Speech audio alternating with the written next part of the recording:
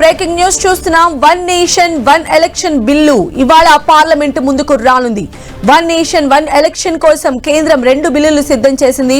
లోక్సభ అసెంబ్లీలకు ఒకేసారి ఎన్నికలు నిర్వహించేందుకు ఒక బిల్లు కాగా జమిలీ ఎన్నికల కోసం అవసరమైన రాజ్యాంగ సవరణలకు మరో బిల్లు ప్రవేశపెట్టనుంది.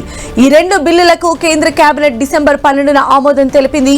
కేంద్ర న్యాయశాఖ మంత్రి అర్జున్ రామ్ మేఘ్వాల్ ఇవాళ ఈ బిల్లులను లోక్సభలో ప్రవేశపెట్టనున్నారు.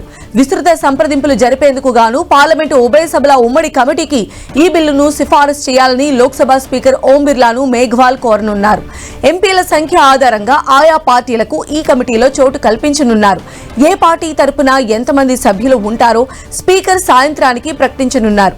అతిపెద్ద పార్టీగా ఉన్న బీజేపీ నుంచి కమిటీ చైర్మన్ ఉండనున్నారు. కమిటీలో ఉండేందుకు ఎంపీల పేర్లను ఇవాళే ప్రతిపాదించాలని రాజకీయ పార్టీలను స్పీకర్ కోరనున్నారు.